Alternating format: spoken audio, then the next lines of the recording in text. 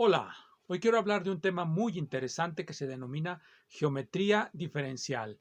Para ello quiero comenzar desde el principio, es decir, definiendo lo que se entiende por geometría diferencial. ¿Cómo podemos lograr una definición de lo que es la geometría diferencial? Bueno, lo más obvio es ir a un libro que sea precisamente y se titule Geometría diferencial. Por ejemplo, este es un libro americano de geometría diferencial de Ludwig Luther Faller Eisenhardt. Entonces buscamos una definición de geometría diferencial. Se titula el libro Un tratado sobre la geometría diferencial de curvas y superficies. Eh, buscamos el prefacio, eh, buscamos una definición. No hay una definición explícita. Cuando vemos el índice notamos que trata sobre curvas y sobre superficies.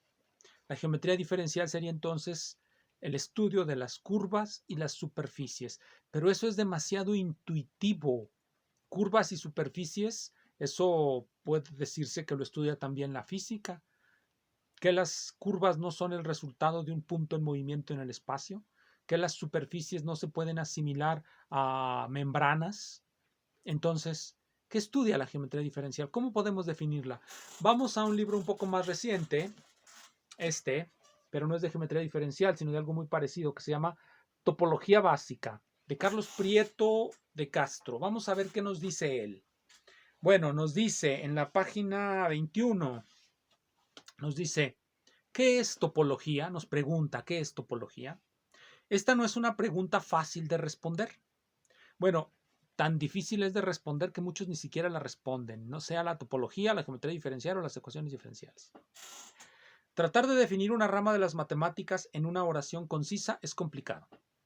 No obstante, como aproximación, podemos decir que topología es la rama de las matemáticas que estudia las deformaciones continuas de objetos geométricos. Nos pide demasiado esta definición. Nos pide que sepamos que es un objeto geométrico, nos pide que sepamos que es una deformación continua. Bueno, así son todas estas materias, siempre nos piden que sepamos algo. Volvamos a la geometría diferencial. ¿Cómo vamos a definir la geometría diferencial? Ya vimos que Luther Faller Eisenhardt no nos dice qué es, pero con la ayuda de Carlos Prieto de Castro podemos forjar una definición muy sencilla que voy a esbozar con ayuda de estas ecuaciones. Miren, vamos a definir la geometría diferencial como el estudio, la geometría diferencial clásica, como el estudio de las transformaciones que van de R o un subconjunto de la recta real a R3, el espacio en tres dimensiones, el espacio real tridimensional, y vamos a definirla también como el estudio de las superficies. Esta va a ser una curva y esta va a ser una superficie. Una superficie es una transformación de R2 o un subconjunto de R2 a R3 o un subconjunto de R3. En general van de subconjuntos de R a subconjuntos de R3, de subconjuntos de su dominio a subconjuntos de su imagen. Generalmente eso es lo que hay. Entonces, la geometría diferencial es el estudio de este tipo de mapeos. Ya en forma explícita, pues podemos escribirlos en un sistema de coordenadas, pues así son triadas, en este caso una terna de funciones de un parámetro, lo que vienen a ser las curvas, y una terna de funciones de dos parámetros, lo que vienen a ser las superficies. Ese sería el campo de estudio de la geometría diferencial. Todos los objetos de la geometría diferencial se pueden definir como mapas de ese estilo. Vamos a pedirle algunas condiciones adicionales. Por ejemplo, vamos a pedirles que sean sobreeyectivos. Esto significa que van a transformar todo el dominio en toda su imagen. Generalmente esto no pasa. Generalmente vamos a tener que conformarnos con mapeos sobreyectivos a trozos. Es decir, que vamos a tener que utilizar varios mapeos para poder construir nuestra curva o nuestra superficie. Esto en última instancia nos va a llevar al concepto de variedad como un conjunto de cartas traslapadas. Cartas también se le llama a esos mapeos, de mapeos traslapados. Eso es lo que va a ser una variedad diferencial. Pero por lo pronto quedémonos con nuestra imagen que tenemos. También vamos a exigir que sean inyectivas, es decir, que a un objeto del dominio le apliquen un objeto de la imagen. Y con las dos condiciones tenemos una función biyectiva. También vamos a suponer que son continuas y diferenciables. Por lo tanto, tenemos mapeos Vamos a suponer que la geometría diferencial es el estudio de mapeos que son a la vez inyectivos, sobreyectivos, diferenciables hasta el grado que queramos, grado n, y además que sean bicontinuos, continuos tanto la aplicación como su inverso.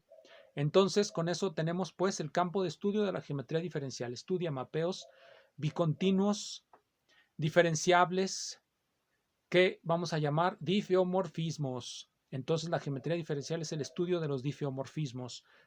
Los difeomorfismos, además, vamos a suponer que podemos construirles lo que se llama una métrica.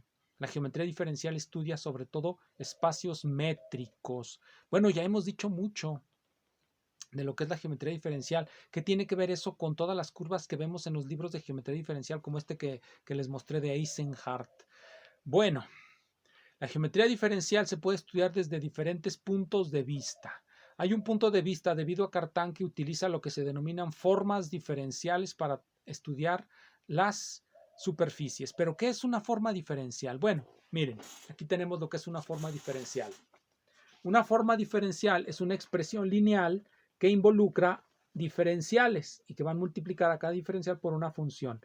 El problema de Pfaff, que es fundamental en geometría diferencial, consiste en encontrar una transformación de R2 a R2, en este caso para esta, porque tiene dos variables, tal que la transforme en una diferencial de este estilo, a la cual vamos a llamar diferencial exacta. Esta es la integral, esta f de aquí, esta función de aquí es la integral de esta ecuación diferencial. Una forma diferencial es un conjunto de ecuaciones diferenciales. Uno de los resultados fundamentales del siglo XIX de la mecánica, por cierto, es que a toda ecuación diferencial de primer orden, ecuación diferencial parcial de primer orden, le podemos hacer corresponder una forma diferencial de orden 1. Esto lo descubrió Pfaff, aunque ya era bien conocido en la teoría de Hamilton y de Jacobi. Como todos los que han visto esa teoría saben, podemos encontrar la solución de la ecuación de Hamilton-Jacobi si encontramos la solución de una forma diferencial característica de los sistemas mecánicos, en la cual aparecen tanto el hamiltoniano como las coordenadas canónicas. Si encontramos ese mapeo, encontramos la solución a la ecuación diferencial de Hamilton-Jacobi, y resulta que la ecuación diferencial de Hamilton-Jacobi es la condición de integrabilidad de la ecuación de la forma diferencial. Esto también ocurre en la teoría electromagnética. Nosotros podemos construir una forma diferencial y encontrar las condiciones de integrabilidad si imponemos lo que se denominan normas. Pero bueno, aquí lo importante es el concepto de forma diferencial. Espero que haya quedado más o menos claro lo que es una forma diferencial y por qué se relaciona. Todavía no queda claro por qué se relaciona con la geometría diferencial, pero va a quedar claro. Las formas diferenciales se pueden volver los duales de los espacios vectoriales que definimos sobre una variedad. Una variedad se puede definir también, porque la definición que di es puramente nominal, se puede definir también, y de hecho se define mejor, mediante un conjunto de ecuaciones diferenciales. Como se definen mediante un conjunto de ecuaciones diferenciales, resulta que la teoría de Pfaff es fundamental para construir explícitamente las superficies. Esta, esta perspectiva sobre la geometría diferencial se puede encontrar resumida y bastante bien explicada en este libro de Thomas Hawking, Emergencia de la teoría de los grupos de Lie.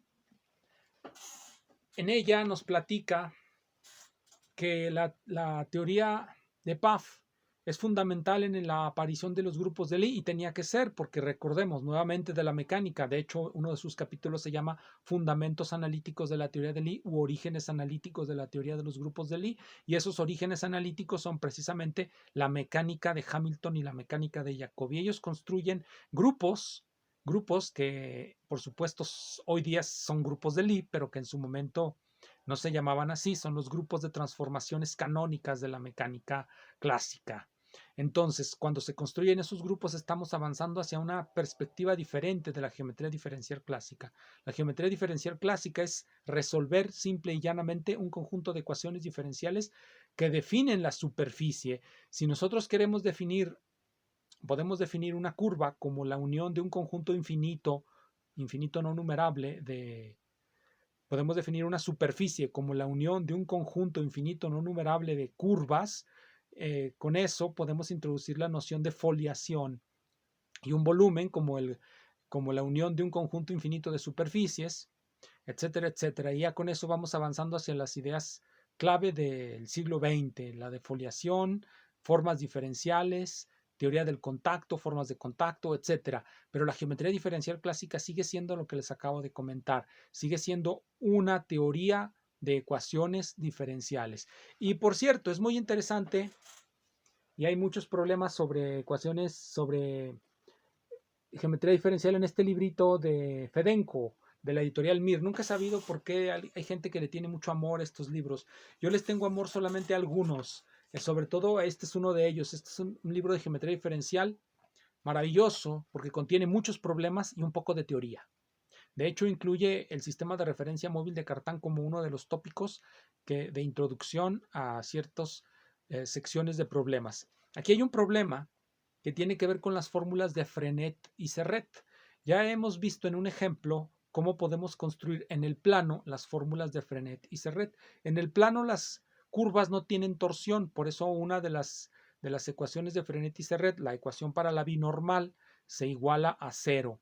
Sin embargo, nosotros podemos en el espacio construir estas fórmulas y darles una interpretación cinemática. Esa interpretación cinemática se da con lo que se conoce como vector de Darboux. Ese vector es el vector velocidad angular de la mecánica clásica. Esa es una de las muchas correspondencias que existen entre los resultados de la mecánica y los resultados de la geometría. Quizá porque de fondo la mecánica es geometría. De hecho lo es. La mecánica es una geometría a la que se le ha adosado una coordenada adicional, una cierta parametrización en lo que se llama fibrado de Cartan. Una cierta parametrización en el fibrado de Cartan hace de la mecánica una geometría. Muchísimas gracias.